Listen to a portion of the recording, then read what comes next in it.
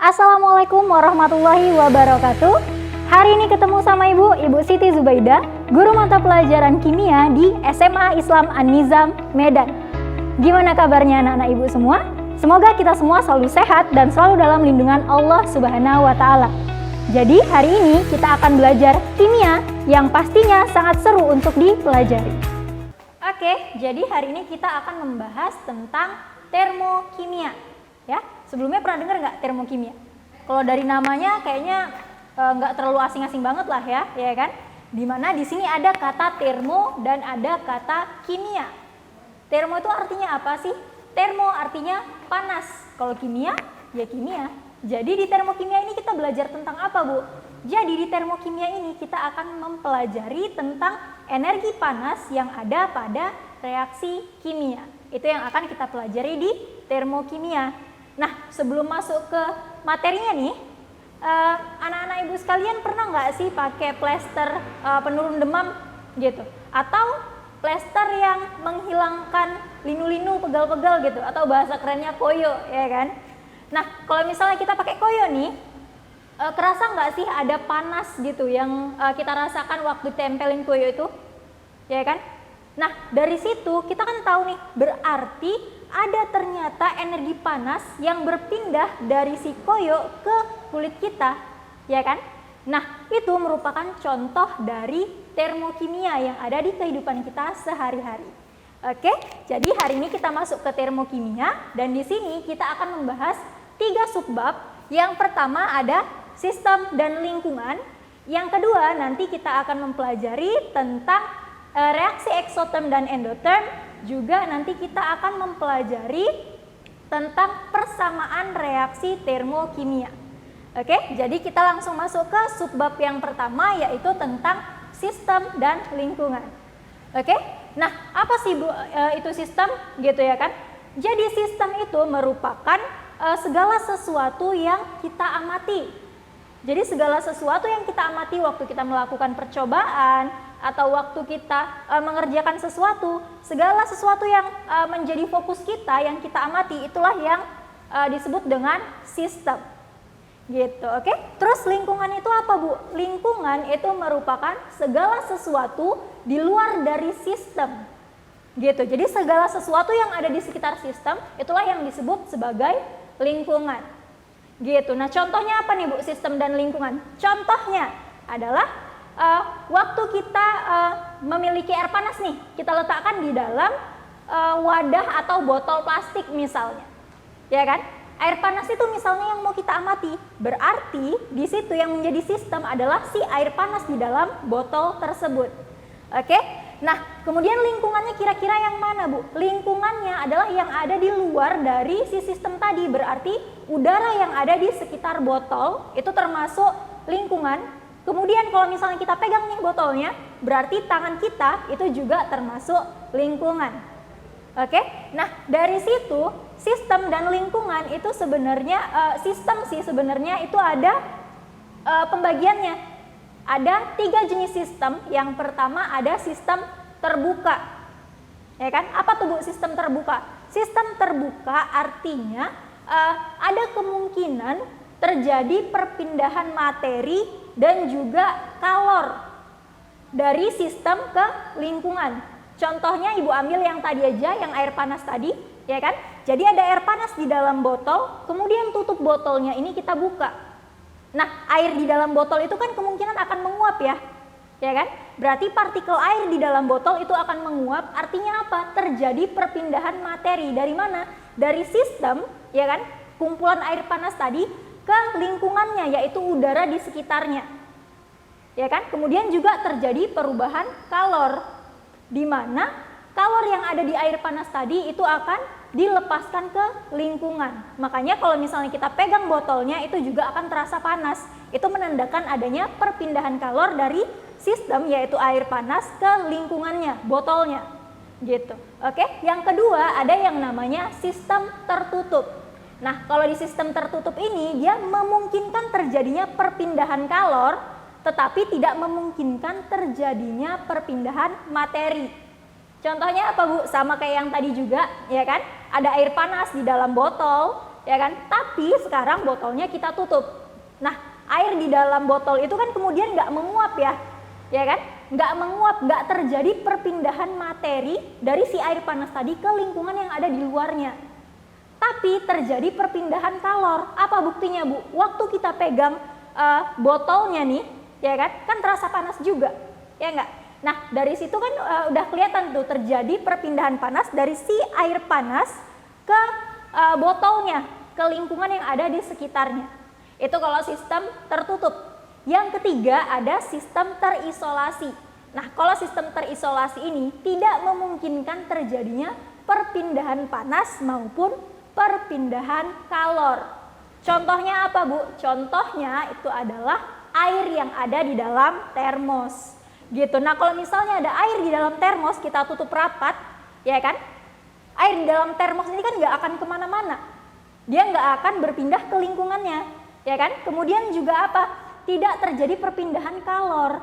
Kalau kita pegang nih, badan dari termosnya nggak terasa panas kan?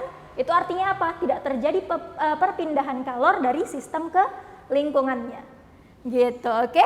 Nah, kalau misalnya dalam suatu sistem itu dia bukan termasuk sistem isolasi, akan terjadi kontak antara sistem dan lingkungan.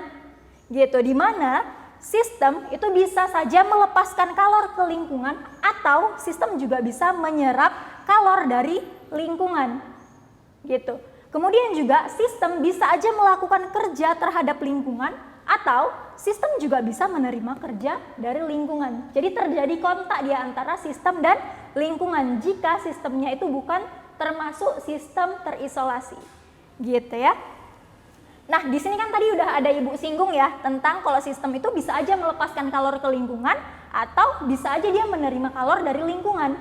Nah, kalor yang dilepas dan diterima itulah yang disebut sebagai entalpi atau dilambangkan sebagai delta H. Itu dia. Oke, paham ya?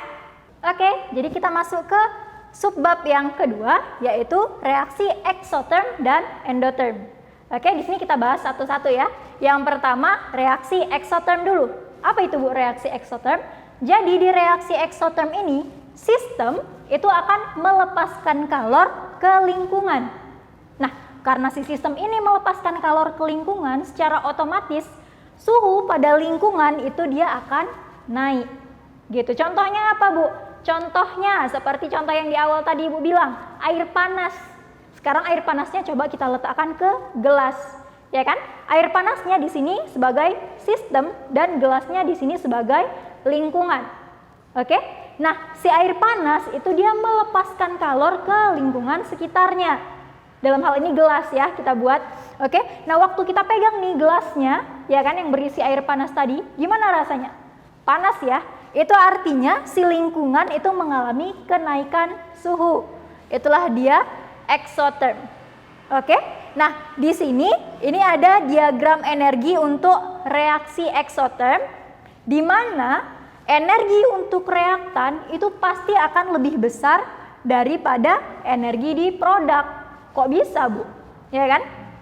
Karena di sini dari awal kan udah dijelaskan ya, kalau misalnya sistem itu akan melepas kalor ke lingkungan. Artinya apa? Kalor dari reaktan itu akan dilepaskan seiring berjalannya reaksi. Nah, analoginya kayak gini. Kalau misalnya nih kita punya kue, ya kan? Kue kita banyak, ya kan? Ternyata kita bereaksi sama kawan kita. Terus kue kita itu kita sebarkan, kita kasihkan ke kawan kita. Nah, hasil akhirnya produknya gimana? Kan kue kita tinggal sedikit. Ya enggak? Sama kayak gini juga. Oke? Jadi, reaktan itu pasti memiliki energi yang lebih besar daripada produk karena kalor dari si reaktan tadi itu dilepaskan ke lingkungan sehingga ketika telah membentuk produk akan memiliki kalor atau energi yang lebih kecil. Gitu. Nah, dari sini delta H-nya diperoleh nilainya itu pasti negatif untuk reaksi eksoterm. Kok bisa, Bu? Ya kan? Jadi rumus delta H atau entalpi itu adalah entalpi produk dikurang entalpi reaktan. Nah, kalau dari diagram ini kan kelihatan ya, di mana entalpi produknya itu lebih kecil daripada entalpi reaktan. Artinya apa? Kalau misalnya entalpi produk lebih kecil daripada entalpi reaktan, secara otomatis kalau dikurangkan itu hasilnya pasti negatif. Jadi entalpi reaksi untuk reaksi eksoterm itu udah pasti negatif. Itu ya. Oke, yang kedua itu ada reaksi endoterm. Apa itu reaksi endoterm, Bu? Jadi di reaksi endoterm, sistem itu akan akan menyerap kalor dari lingkungan. Nah, karena si sistem itu menyerap kalor dari lingkungan, menyerap panas dari lingkungan, suhu di sekitar lingkungan itu akan turun. Gitu. Contohnya apa, Bu? Contohnya ketika kita buat sirup. Ya kan? Nah, si sistem itu kita misalkan aja es batu yang akan dimasukkan ke dalam sirup, ya kan? Nah, kita masukkan nih es batunya. Ketika dimasukkan, ternyata es batu tadi menyerap kalor dari sirup tadi. Nah, sirup di sini itu kita jadikan lingkungan. Kenapa kita jadikan lingkungan? Karena yang jadi pusat pengamatan kita itu adalah es batu. Berarti sistemnya itu adalah es batu dan si sirup tadi itu adalah lingkungan. Ya, nah si es batu tadi kan menyerap kalor dari sirup ya. Nah setelah diserap kalornya oleh si es batu, ternyata suhu dari si sirup tadi itu akan menjadi lebih dingin. Artinya apa? Suhu di lingkungan, dalam hal ini sirup, itu akan turun. Itu dia kalau reaksi endoterm. Jadi di reaksi endoterm, sistem akan menyerap kalor dari lingkungan yang menyebabkan suhu di sekitar lingkungan itu turun. Begitu. Oke, nah di sini juga ada diagram energinya, di mana energi dari reaktan itu dia lebih kecil daripada energi di produk. Kok bisa, Bu? Ya kan? Nah, sama kayak di eksoterm tadi, seiring berjalannya reaksi, ya kan? Di endoterm ini tadi kan katanya di endoterm sistemnya itu menyerap lingkungan. Jadi yang awalnya sedikit nih energinya di reaktan, seiring berjalannya reaksi kan dia menyerap energi dari lingkungan tuh, menyerap kalor dari lingkungan, ya kan? Berarti artinya apa? Energi dia makin banyak, kalornya makin besar. Makanya di sini energi atau kalor dari produk itu pasti lebih besar daripada energi yang ada di reaktan. Gitu.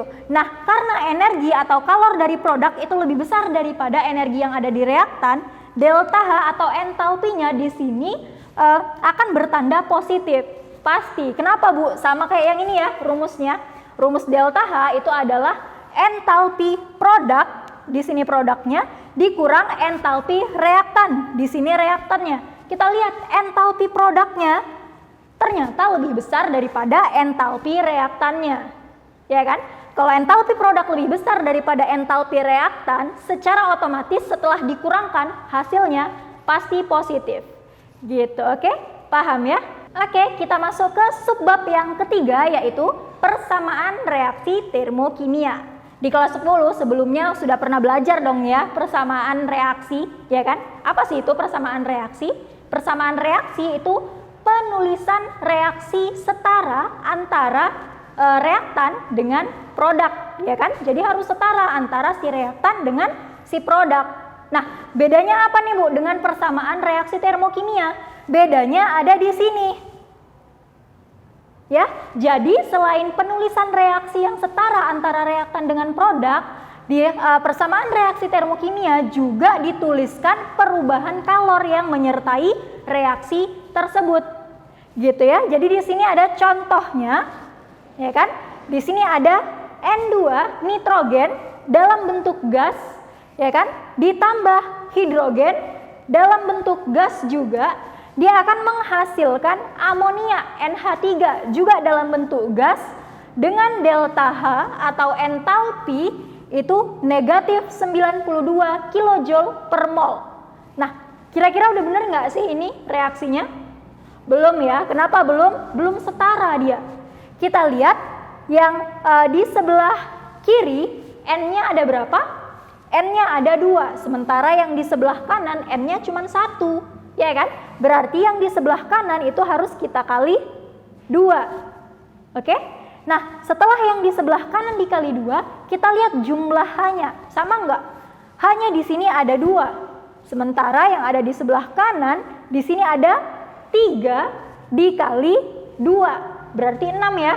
di sini ada 2, di sini ada 6. Berarti kalau mau sama harus diapain? Yang di sini harus dikali 3. Oke, jadi reaksinya udah setara. Ini penulisannya yang benar. Oke. Nah, di sini kita juga akan mempelajari tentang jenis-jenis dari entalpi. Di mana jenis-jenis entalpi ini dia bergantung pada jenis persamaan reaksinya. Jadi kalau misalnya persamaan reaksinya itu adalah reaksi pembentukan, ya entalpinya entalpi pembentukan. Kalau misalnya reaksinya itu adalah reaksi penguraian, ya entalpinya entalpi penguraian, begitu seterusnya. Oke, jadi di sini kita bahas satu-satu. Yang pertama itu ada entalpi pembentukan atau dilambangkan dengan delta HF. Ya, jadi apa nih Bu pembentukan, entalpi pembentukan gitu kan? Entalpi pembentukan itu adalah kalor yang dilepaskan dari unsur-unsur untuk membentuk 1 mol senyawa. Ini syaratnya ya, jadi dia harus 1 mol senyawa. Gitu. Di sini ada contohnya, ada karbon dalam bentuk solid, ya. Jadi dia padat ditambah hidrogen dalam wujud gas menghasilkan CH4, metana juga dalam bentuk gas. Kira-kira di sini udah setara atau belum? Belum ya. Di sini kita lihat C-nya ada 1 di sebelah kiri, di kanan juga ada 1. Oke. Nah, kita lihat hanya di sebelah kiri ada 2. Ternyata di sebelah kanan ada 4. Berarti di sebelah kiri kita kali 2. Itu dia. Oke? Jadi reaksi setara untuk pembentukan metana adalah C dalam wujud solid ditambah 2H2 hidrogen dalam bentuk gas menghasilkan metana, 1 mol metana dalam bentuk gas dengan delta H min 74,9 kJ per mol. Artinya reaksi ini dia melepaskan kalor sebesar 74,9 kJ. Itu cara bacanya. Delta H-nya itu minus 74,9 kJ per mol. Artinya apa? Artinya dalam reaksi ini dilepaskan kalor sebesar 74,9 kJ. Gitu. Oke? Kemudian entalpi yang kedua, jenis entalpi yang kedua itu ada entalpi penguraian yang lambangnya itu delta HD. Ya kan? Apa nih Bu delta HD? Nah, delta HD atau entalpi penguraian ini merupakan kebalikan dari entalpi pembentukan. Gitu. Kalau di entalpi pembentukan itu adalah pembentukan unsur-unsur menjadi 1 mol senyawa, sedangkan di entalpi penguraian itu merupakan penguraian 1 mol senyawa menjadi unsur-unsurnya. Jadi dia 1 mol senyawa diuraikan menjadi unsur-unsurnya, ya. Contohnya di sini ada, kita pakai metana lagi, CH4 dalam wujud gas, ya kan, menghasilkan atau diuraikan menjadi karbon dalam wujud solid atau padat, ya kan, ditambah H2 hidrogen dalam wujud gas juga, ya kan. Nah, kita lihat di sini reaksinya udah setara atau belum? Belum ya. Kita lihat C-nya di sebelah kiri ada 1, di kanan ada 1. Oke. Di kiri ada 4 hanya, ya kan? Di kanan ternyata ada 2. Berarti yang di kanan ini kita kali 2. Gitu. Jadi ini reaksi setaranya CH4 dalam wujud gas menghasilkan C dalam wujud solid ditambah 2H2 dalam wujud gas. Delta H-nya di sini positif 74,9 kJ per mol. Artinya apa nih Bu? Positif 74,9 kJ per mol. Artinya dalam reaksi ini dibutuhkan atau diserap kalor sebesar 74,9 kJ. Itu dia. Oke? Nah, reaksi yang ketiga, entalpi yang ketiga adalah entalpi pembakaran. Apa nih Bu entalpi pembakaran? Entalpi pembakaran merupakan kalor yang dibutuhkan untuk 1 mol senyawa dibakar dengan oksigen sehingga menghasilkan produk. Itu dia entalpi pembakaran. Di sini contohnya ada metana lagi, ya kan? Metana dalam wujud gas kita reaksikan dengan oksigen. Ingat ya, pembakaran itu selalu menggunakan oksigen. gitu. Oke, menghasilkan CO2 ditambah H2O. Ingat di materi hidrokarbon bahwa pembakaran hidrokarbon itu akan selalu menghasilkan CO2, karbon dioksida ditambah air, H2O. Oke, nah dari sini reaksinya kira-kira udah setara atau belum? Kita lihat dulu. C-nya yang di sebelah kiri ada 1, di kanan juga ada 1. Oke, hanya yang di kiri ada 4, sedangkan yang di kanan ada 2. Berarti yang di kanan ini harus kita kali 2. Oke, nah kita lihat lagi O-nya yang di sebelah kiri ada 2, yang di kanan kita lihat di sini ada 2, di sini ada 1 dikali 2, berarti 2 juga.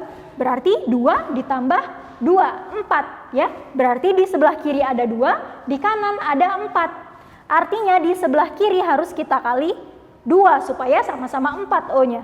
Gitu. Jadi ini reaksi setaranya itu CH4 dalam fase gas ditambah 2O2 juga dalam fase gas akan menghasilkan CO2 dalam fase gas ditambah 2H2O dalam fase liquid atau cair. Oke, entalpinya di sini adalah negatif 896,3 kilojoule per mol. Apa nih Bu maksudnya entalpinya negatif 896,3 gitu kan? Artinya dalam reaksi ini itu dilepaskan kalor sebesar 896,3 kilojoule. Itu dia.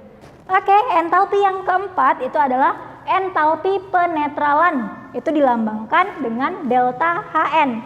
Ya, jadi apa nih Bu entalpi penetralan? Jadi entalpi penetralan ini merupakan kalor yang dilepaskan ketika asam direaksikan dengan basa, itu akan menghasilkan garam ditambah 1 mol air.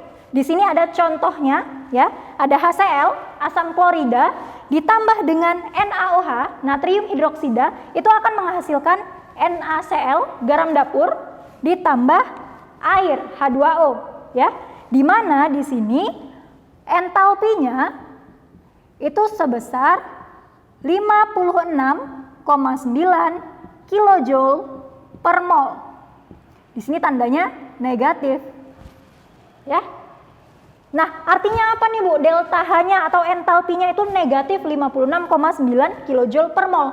Artinya dalam reaksi ini dilepaskan kalor sebesar 56,9 kilojoule. Gitu. Oke, paham ya? Oke, di sini Ibu punya contoh soal ya.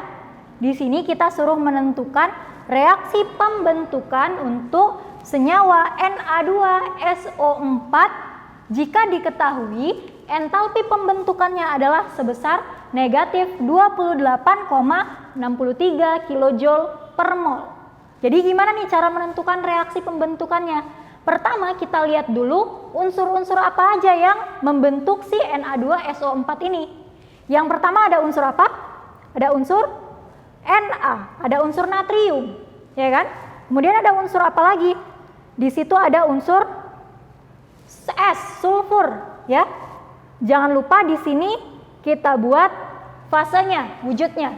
Natrium di alam itu dia bentuknya solid, ya. Dalam keadaan standar dia wujudnya solid. S, sulfur juga wujudnya solid di alam, padat dia. Oke. Nah, terus ada unsur apa lagi? Ada unsur O, ada oksigen. Di sini kita tulis O2. Jadi oksigen ini nggak boleh kita tulis O aja. Kenapa nggak boleh Bu? Karena di alam itu nggak ada unsur oksigen yang berdiri sendiri. Jadi dia sifatnya diatomik. Dia selalu berdua kalau di alam. Jadi itu berlaku juga untuk hidrogen, nitrogen, fluor, klor, dan iodin. Gitu ya. Jadi mereka sifatnya itu diatomik. Di alam dia harus berdua dia sifatnya. Oke, jadi unsurnya itu nggak ada yang sendiri, gitu. Nah, wujudnya apa? Wujudnya gas kalau oksigen, ya. Dia menghasilkan apa hasilnya? Na2SO4. Na2SO4. Sekarang kita lihat kira-kira reaksinya udah setara atau belum, ya kan? Di sebelah kiri Na-nya ada 1, di sebelah kanan ternyata ada 2. Berarti yang di sebelah kiri ini harus kita kali 2 supaya sama-sama 2, ya kan? Nah, kita lihat S-nya, yang di sebelah kiri ternyata 1, yang di sebelah kanan juga 1, berarti udah sama ya, nggak ada yang perlu diubah. Nah, kita lihat lagi yang O-nya, yang di sebelah kiri dia ada 2, yang di kanan ternyata ada 4, berarti O yang di sebelah kiri itu juga harus kita kalikan 2, supaya sama-sama 4, gitu. Oke, kita lihat reaksinya udah setara, ya kan? Ingat, kalau reaksi termokimia harus dituliskan entalpinya atau kalor yang menyertai reaksi tersebut, yaitu sebesar negatif 28,63 kilojoule per mol. Jadi ini reaksi lengkapnya ya. 2Na ditambah S ditambah 2O2 menghasilkan Na2SO4 dengan entalpi negatif 28,63 kilojoule per mol, atau bila kita sebutkan nih kalornya, artinya di reaksi ini, pada reaksi ini itu melepaskan kalor sebesar 28,63 kilojoule. Gitu, paham ya? Sekian pembelajaran kita untuk hari ini, sampai ketemu di video pembelajaran yang berikutnya. Jangan lupa like, komen, dan share video ini. SMA Islam An-Nizam, unggul, cerdas, Islami. Assalamualaikum warahmatullahi wabarakatuh.